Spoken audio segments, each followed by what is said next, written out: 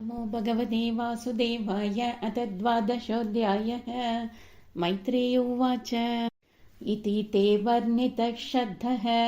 कालाख्यः परमात्मनः महिमा वेदगर्भोत यथा स्राक्षीं निबोध मे ससर्जाग्रे अन्धतामिस्रम् अततामिस्रम् आदिकृत् महामोहं च मोहं च तमश्च अज्ञानवृत्तयः दृष्ट्वा पापीयसीं सृष्टिं नात्मानं बह्वमन्यत भगवद्ध्यानपूतेन मनसान्यां ततो सृजते सनकं च सनन्दं च सनातनम् अथात्मभूः सनत्कुमारं च मुनीन् निष्क्रियान् ऊर्ध्वरेतसः तान् बभाषे स्वभूः पुत्रान् प्रजा सृजत पुत्रकाः तन्नैच्छन्मोक्षधर्मानो वासुदेवपरायणाः सोऽवद्यातः सुधैरेवं प्रत्याख्यादनुशासनैः क्रोधं दुर्विषहं जातं नियन्तुम् उपचक्रमे धिया निगृह्यमाणोऽपि भ्रुवोर्मध्यात् प्रजापतेः सद्यो अजायत तन्मन्युः कुमारो नीललोहितः। सर्वत्र गोविन्दनाम संकीर्तनं गोविन्द गोविन्द। धिया निगृह्यमाणोऽपि भ्रुवोर्मध्यात् प्रजापतेः सद्यो अजायत तन्मन्युः कुमारो नीललोहितः स वैरुरोध देवानां पूर्वजो भगवान् भवः नामानि कुरु मे धातः स्थानानि च जगद्गुरो इति तस्य वचः पाद्मो भगवान् परिपालयन् अव्यदात् भद्रया वाचा मारोदीत्स्तत्करोमि ते यदरोधि सुरश्रेष्ठ सोद्वेग इव बालकः तदस्त्वामभिधास्यन्ति नाम्ना रुद्र इति प्रजाः हृदिन्द्रियाणि असुर्व्योम वायुरग्निर्जलं मही सूर्यश्चन्द्रस्तपश्चैव स्थानानि अग्रे कृतानि मे मन्युर्मनुर्महिनसो महान् शिवरुधध्वजः उग्ररेथा भवः कालो वामदेवो धृतव्रतः धीर्वृत्तिरुषण उमा च नियुत्सर्भिरिला अम्बिका इरावती सुधा दीक्षा रुद्राण्यो रुद्रते स्त्रियः गृहाणैतानि नामानि स्थानानि च सयोषणः येभिसृज प्रजा बह्वीः प्रजानामसि यत्पतिः इत्यादिष्टः स गुरुणा भगवान् नीललोहितः सत्त्वाकृतिः स्वभावेन ससर्जात्मसमा प्रजाः रुद्राणां रुद्रसृष्टानां समन्धाद्ग्रसतां जगत् निशामि असंज्ञशो यूतान् प्रजापतिरशङ्कत अलं प्रजाभिर्सृष्टाभिर्यीदृशीभिः सुरोत्तम मया सह दहन्तीभिर्दिशश्चक्षुर्भिरुल्बणैः तप आतिष्ठभद्रं ते सर्वबोधसुखावहम् तपसैव यथा पूर्वं स्रष्टा विश्वमिदं भवान् तपसैव परं ज्योतिर्भगवन्तम् अधोक्षजं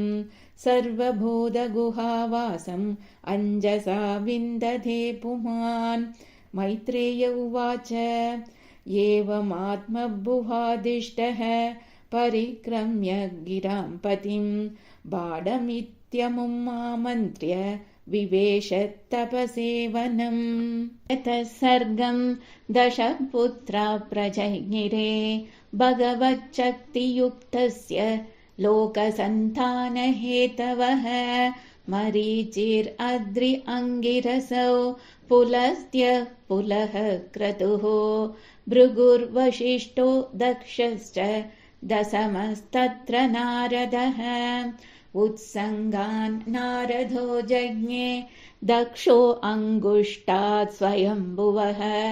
प्राणाद्वसिष्ठः सञ्जातो भृगुस्त्वचिक्करात् क्रतुः पुलहो नाभिधो जज्ञे पुलस्त्य कर्णयो ऋषिः अङ्गिरामुखतो अक्ष्णो अद्रिर्मरीचिर्मनसो भवत् धर्मस्तनात् दक्षिणतो यत्र नारायण स्वयम्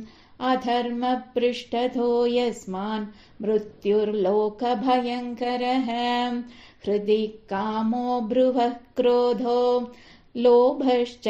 अदरदच्छधात् आस्याद्वाक्सिन्धवो मेढ्रान् निर्रुदिपायोरघाश्रयः छायाया कर्धमो जज्ञे देवहूत्याः पतिप्रभुः मनसो देहतश्चेदं जज्ञे विश्वकृतो जगत् वाचं दुहितरं तन्वीं स्वयंभूर्हरति मनः अकामां चकमे क्षब्धः सकाम इति न श्रुतम् तम् अधर्मे कृतमतिं विलोक्य पितरं सुधाः मरीचि मुख्या मुनयो विश्रम्भात् प्रत्यबोधयन् नैतत्पूर्वै कृतं त्वद्ये न करिष्यन्ति चापरे यत्त्वं दुहितरं गच्छेर्अनिगृह्याङ्गजं प्रभुः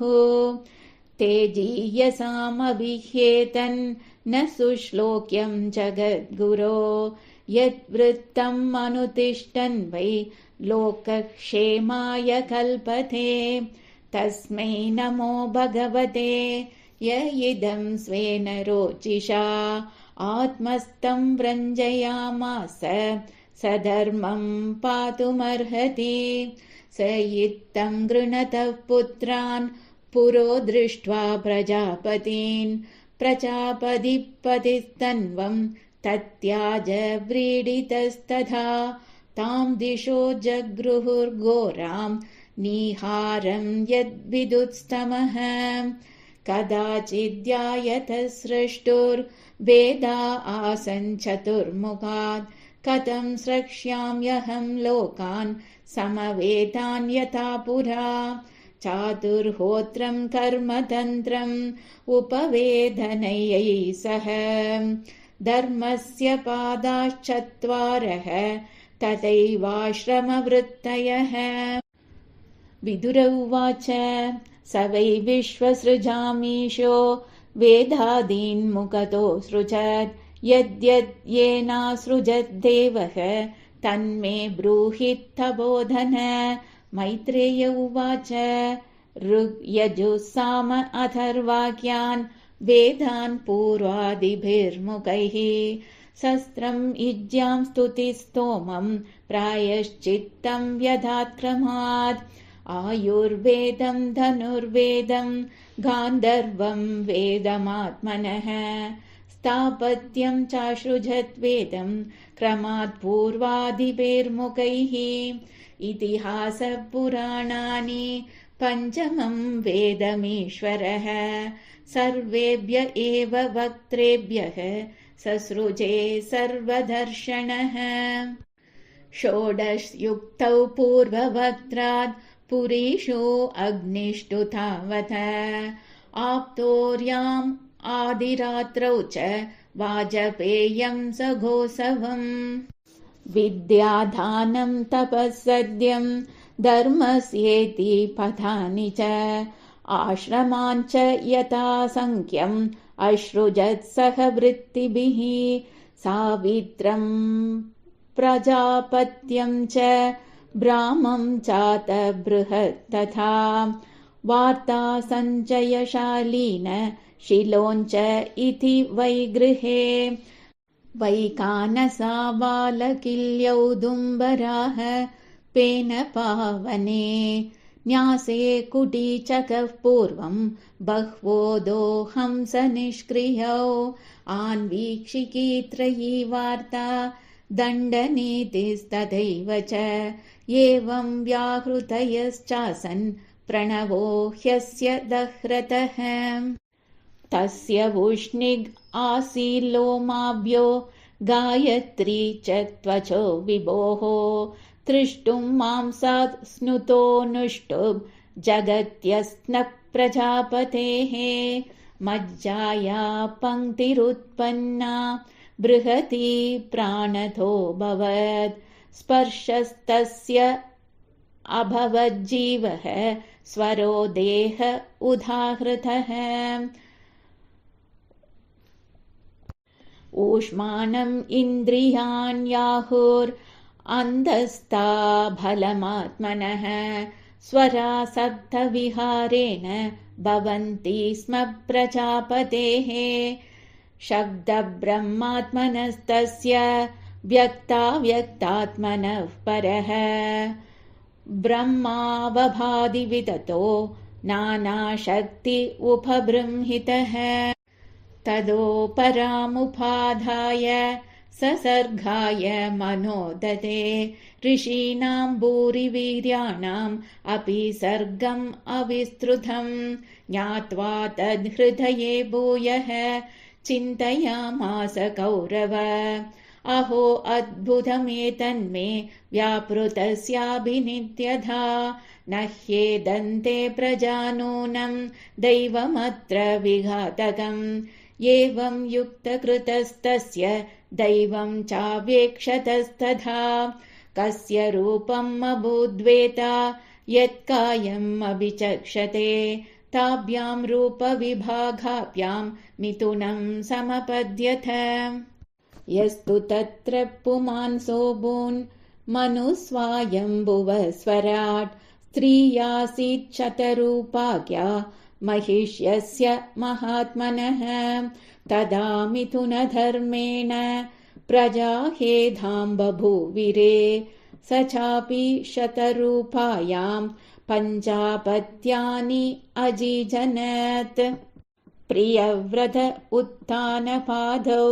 तिस्रः कन्या च भारत आकूतिर्देवहूतिश्च प्रसूतिरिति सत्तम आकूतिं रुचये प्रादात् कर्धमाय तु मध्यमाम् दक्षायादात् प्रसूतिं च यत आपूरितं जगत् श्रीहरये नमः श्रीहरये नमः श्रीहरये नमः।